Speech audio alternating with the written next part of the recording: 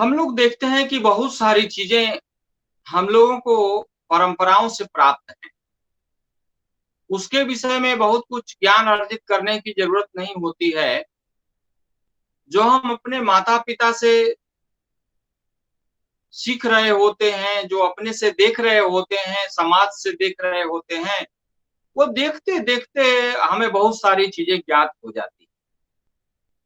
लेकिन यहाँ पर उन सभी के बारे में जो भी शास्त्रीय सिद्धांत या दृष्टांत है, उसको हम लोग यहाँ पर समझ रहे हैं। क्या करना चाहिए व्यक्ति को मरणासन्न अवस्था में। ऐसी दृष्टि में शास्त्र कहता है कि तुलसी से व्यक्ति को विष्णु लोक की प्राप्ति होती है, इसलिए तुलसी का प्रयोग जरूर करना चाहिए। गरुड़ पुराण कहता है कि तुलसी मृत्तिका लिप्तो यदि प्राणान विमुंचति याति विष्णवंतिकम नित्यम यदि पाप शतैत। अंत काल में यदि मुख में तुलसी पड़ जाए तो सैकड़ों पापों को वो समाप्त कर देती है। इसलिए तुलसी का प्रयोग अवश्य व्यक्ति को करना चाहिए।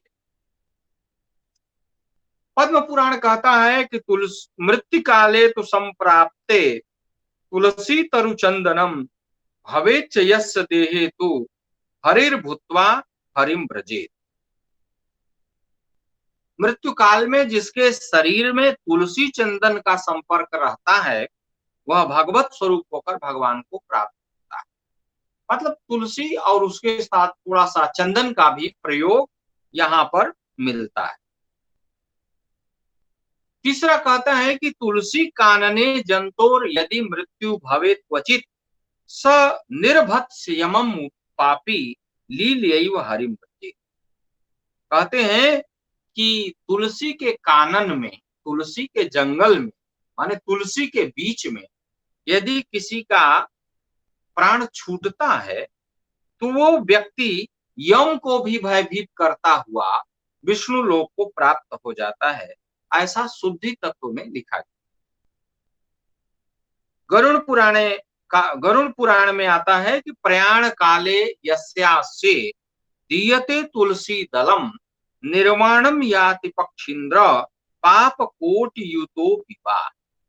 मृत्यु के समय अगर मुख में तुलसी डाला जाता है तो व्यक्ति चाहे कैसा भी हो उसकी मुक्ति होती है, मोक्ष को प्राप्त करता है। सालग्राम की शिला का भी वहां रहना अत्यंत उत्तम माना गया है। लिखा गया है कि सालग्राम शिला यत्र तत्र सन्निहितो हरि तत्सन्निधौ तजेत प्राणान याति विष्णु परम पदम। जो चीज हम लोग लोक में देखते हैं उन सब चीजों को ऐसे ही कि चलो जी तुलसी डाल दो, गंगा जल डाल दो, लेकिन उसका कितना बड़ा महत्व शास्त्रों में प्रतिपादित किया गया है, इस बात को भी समझना चाहिए और आवश्यक रूप से इसे करना चाहिए। यहां तक कि अगर मान लीजिए कि हरी तुलसी का पत्ता नहीं मिलता है तो अगर पुराना भी तुलसी का पत्ता है तो उसको भी प्रयोग में लिया जाता है, क्योंकि तुलसी को आयात यामत्व की प्राप्ति है। यानी तुलसी का बासी प्रयोग भी हो सकता है। एक दिन का तोड़ा हुआ पत्ता भी वो 4, 5, 6, 8, 10, 20 दिन तक उसका प्रयोग किया जा सकता है, चलाया जा सकता है। तो इस प्रकार से तुलसी का प्रयोग व्यक्ति को करना चाहिए। एक प्रश्न हमारे आपके सामने आता है कि जीवन में कितने ही लोग व्रत करते हैं परंतु व्रत का उद्यापन नहीं कर पाते, उनके लिए क्या करना चाहिए। कहा व्रत की पूर्णता के लिए उद्यापन अवश्य करना चाहिए। यदि ऐसा नहीं होता तो क्या होता है। कहा उद्यापनम विना यतु तद व्रतम निष्फलम भवेत, नंदी पुराण और निर्णय सिंधु का वचन है। उद्यापन के बिना व्रत जो है वो निष्फल हो जाया करते हैं। इसलिए ऐसी स्थिति में जब मरणासन्न व्यक्ति उद्यापन नहीं कर सका तो वह स्वयं अथवा अपने प्रतिनिधि ब्राह्मणों के द्वारा उसका उद्यापन जो है करा सकता है और सामर्थ्यानुसार द्रव्य एवं दान का प्रयोग किया जा सकता है।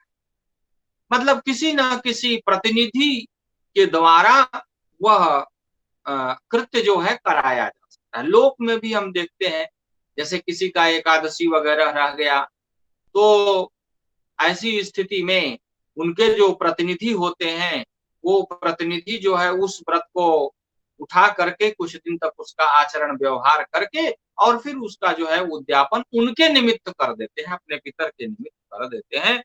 तो यह भी करना चाहिए।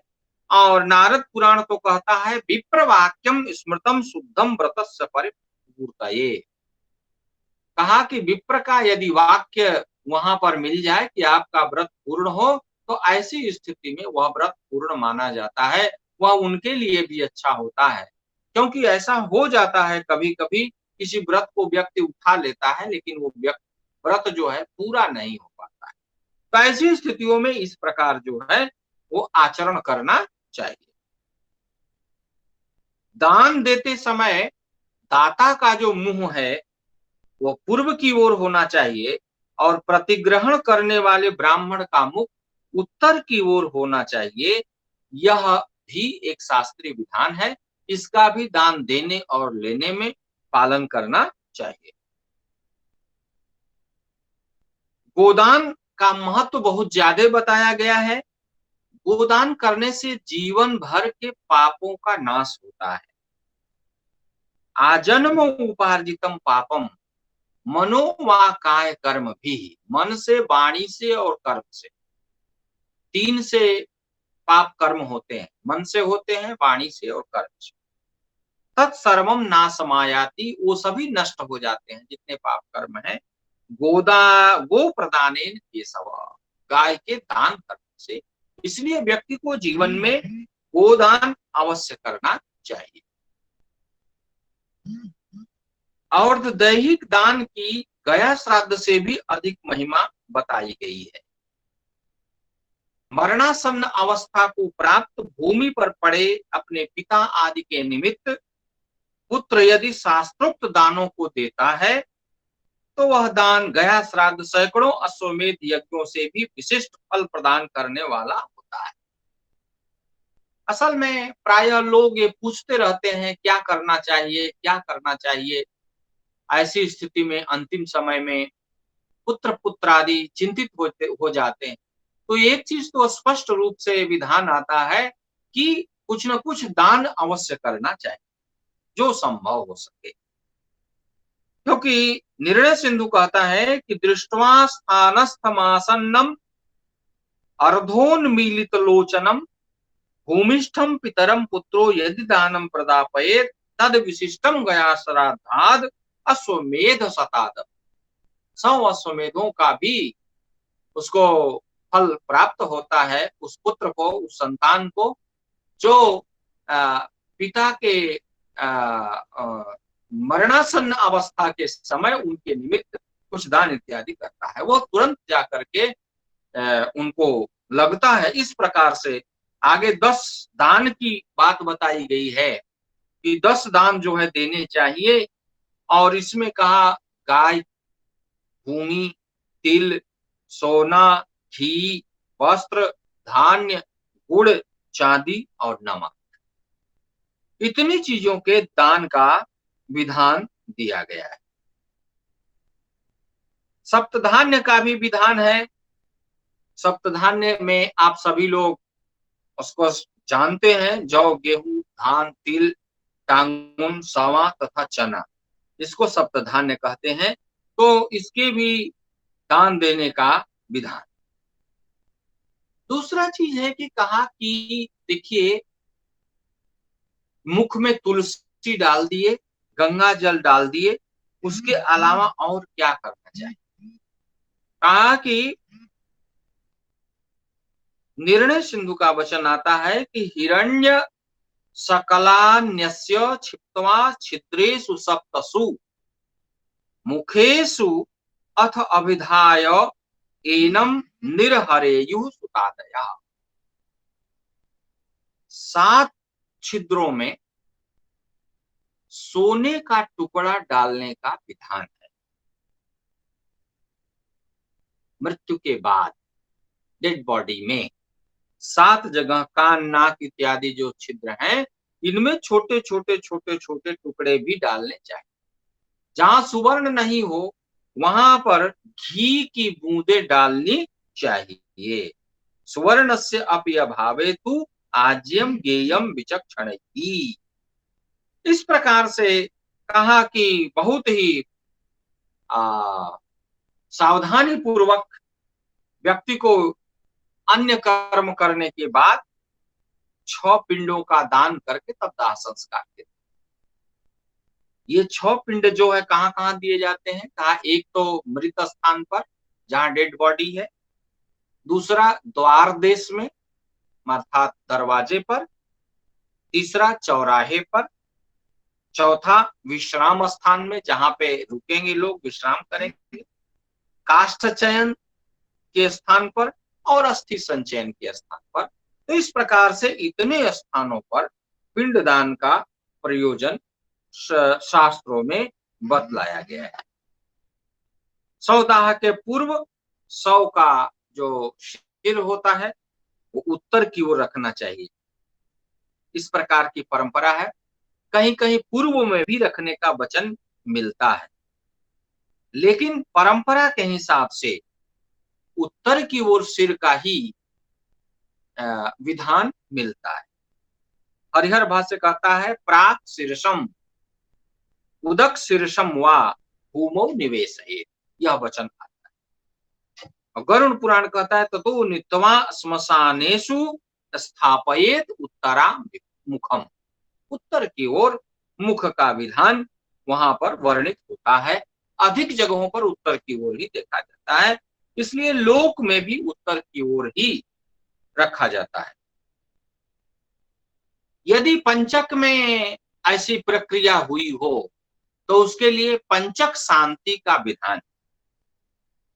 आप लोग जानते हैं धनिष्ठा से लेकर के 5 नक्षत्र तक पंचम होती है, तो उस पंचक में मृत्यु होने पर या दाह पंचक में पड़ जाने पर उत्तलों का विधान करना और उसकी शांति करना, ये 2 प्रक्रियाएं होती हैं और इन प्रक्रियाओं का भी पालन व्यक्ति को करना चाहिए। और उसके बाद शवदाह की प्रक्रिया होती है और उसके बाद अस्थि विसर्जन की प्रक्रिया होती है। अब घर में प्रवेश कैसे करें? प्रवेश के लिए बताया कि श्मशान से आने के बाद बच्चे को आगे करके सभी लोग घर की ओर आगे बढ़े, पीछे की ओर नहीं देखना चाहिए, दरवाजे पर आकर थोड़ी देर तक रुक जाना चाहिए, नीम की पत्तियों का भक्षण करना चाहिए। नींब पत्र भक्षण है वहां पर। जल, गोबर, तेल, मिर्च, पीली सरसों और अग्नि का स्पर्श करना चाहिए। वहां पर अग्नि में कुछ सरसों इत्यादि रख के थोड़ा जला देना चाहिए, जिससे वहां धूम्र इत्यादि निकले। और पत्थर पर पैर रखकर घर में प्रवेश करना चाहिए और कुछ देर बैठकर भगवान का चिंतन करना चाहिए, मृतात्मा की शांति की कामना करना चाहिए। और इस दिन खरीद कर अथवा अपने संबंधी से प्राप्त भोजन को ही करना चाहिए। उस दिन भोजन बनाना नहीं चाहिए। अलग अलग बिछावन पर शयन करना चाहिए, हो सके तो भूमि पर सोना चाहिए। इस प्रकार का विधान पारस्कर गृह सूत्र, याज्ञवल्क्य स्मृति, प्रायश्चित्त आदि ग्रंथों में दिया।